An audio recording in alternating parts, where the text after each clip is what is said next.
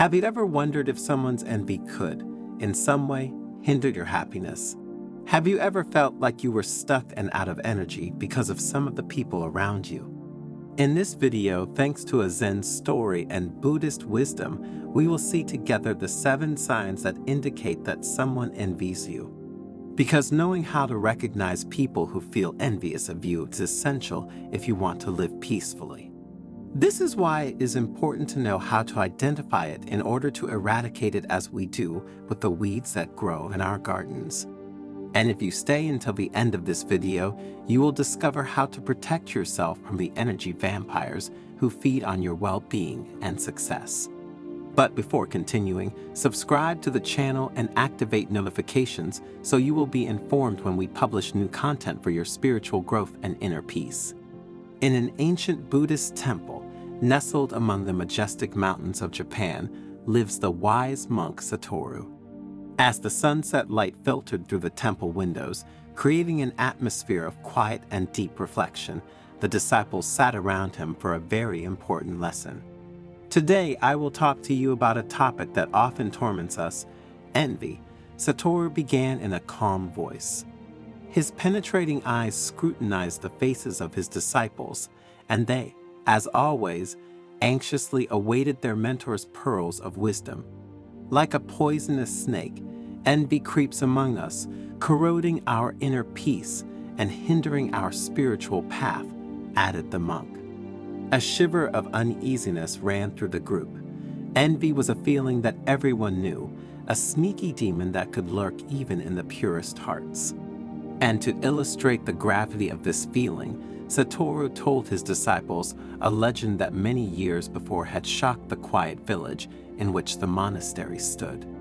Once upon a time, on the slopes of the snowy mountain, there lived a young shepherd named Kenshin, known for his kindness and pure heart. Satoru began. Kenshin was loved by everyone in the village, both for his skill in herding sheep and for his contagious cheerfulness. And also because, thanks to his skills, he gave work to many people and was very committed to helping others and making the village grow.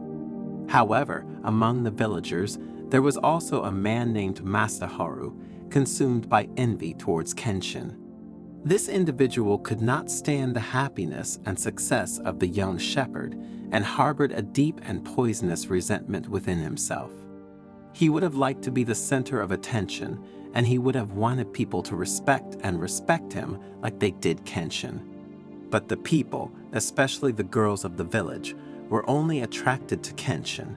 For him, however, they felt a sense of antipathy and distrust. So one day, while Kenshin was grazing his flock on the banks of a crystalline lake, Masaharu had the idea of implementing an evil plan.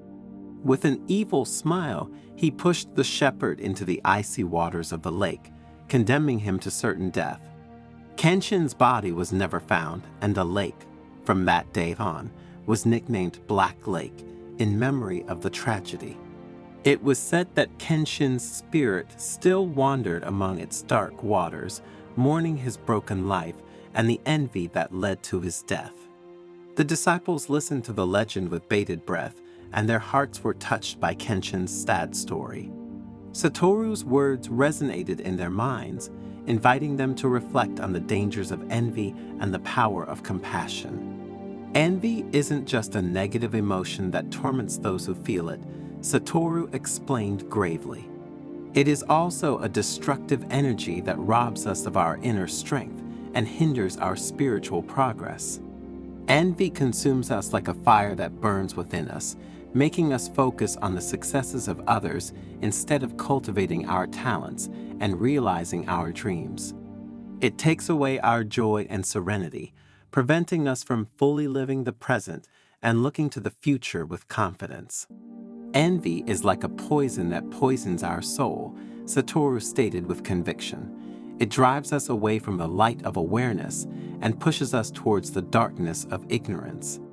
After having clarified the gravity of envy, and after observing the contrite faces of his disciples, Satoru went on to explain how to recognize it and how to protect oneself from its negative effects. Envy manifests itself in different ways. The master continued, "It may be a sarcastic comment about your success, a scowl at your happiness, or an attempt to belittle your accomplishments." The disciples paid close attention to their mentor's words.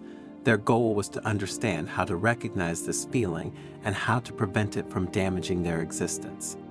While the disciples were grateful for the wisdom that transpired from the monk's words, Satoru began to illustrate the 7 secrets through which to identify those who feel envy of us.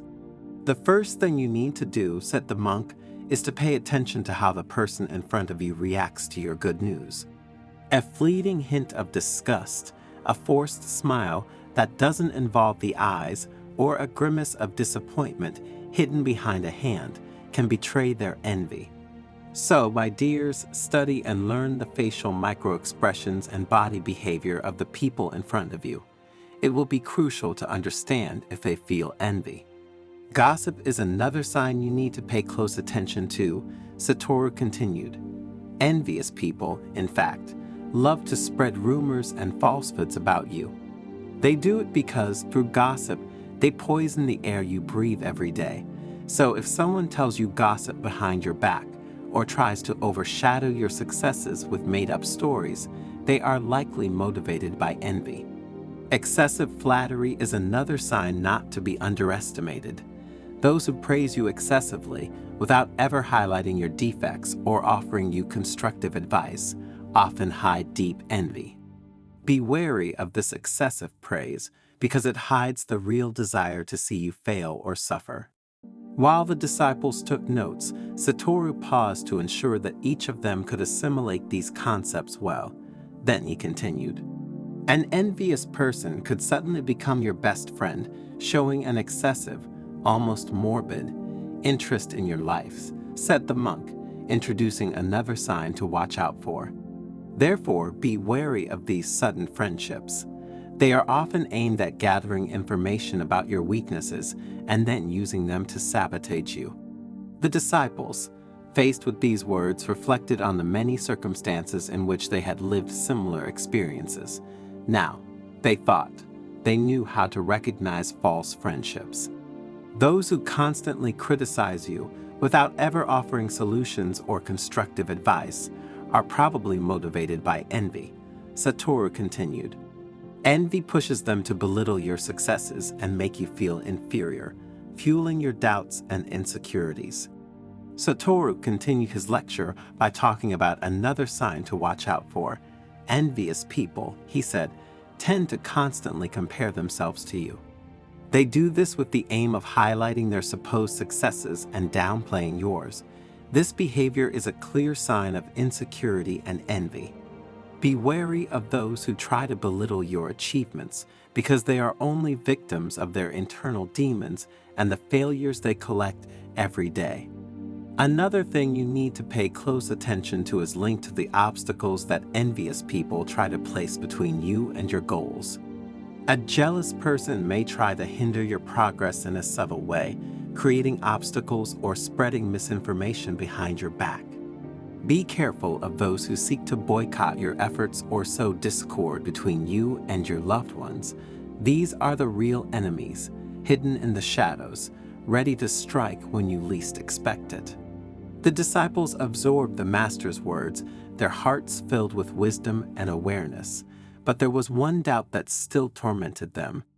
"Master Satoru," a disciple asked in a timid voice, "is there a way to protect yourself from other people's envy and its negative effects?" Satoru smiled kindly. "Of course, my dear disciple, there are 2 powerful weapons against envy. The first weapon is knowledge. The more we know the secrets of envy, the more easily we can recognize it and defend ourselves from its subtle attacks.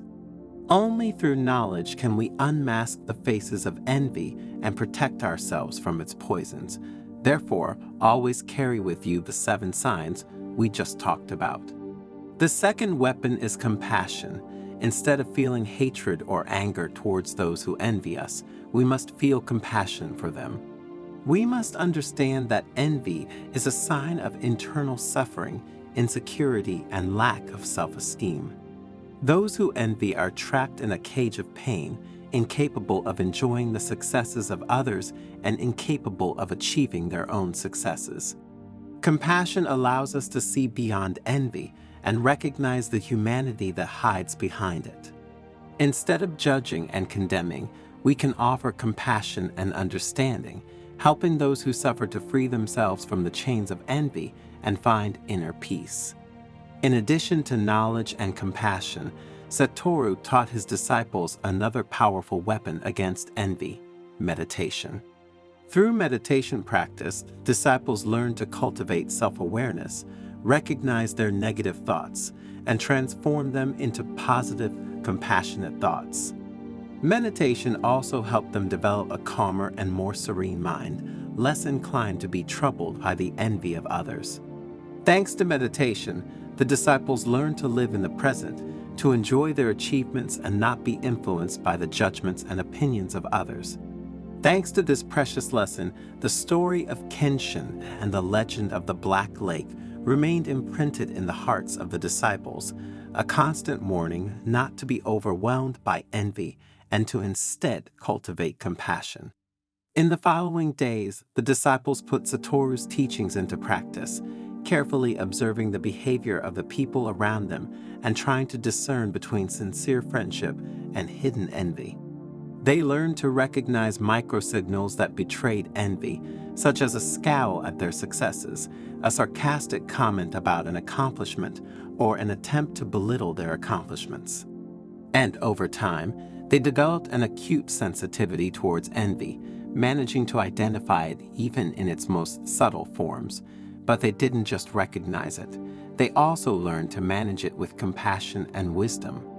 When they perceived envy in others, they did not judge or condemn. Instead, they tried to understand the profound reasons for that envy, recognizing the suffering and insecurity that were hidden behind it. With kindness and understanding, they offered words of comfort and wise advice, helping those trapped in envy to free themselves from their chains and find inner peace. Their compassion was not only an act of kindness, but also a strategy to eradicate envy from their lives and those of those around them. They understood that envy was like a contagious virus. If it was not fought with compassion, it could spread easily, poisoning hearts and destroying relationships. But what do this story and the legend of the Black Lake teach us? They teach us that envy is a destructive emotion that can poison our relationships, hinder our spiritual progress, and prevent us from living a happy and fulfilling life. And that if we want to safeguard our mental well-being and our emotional balance, we must know how to recognize it and eradicate it from our lives.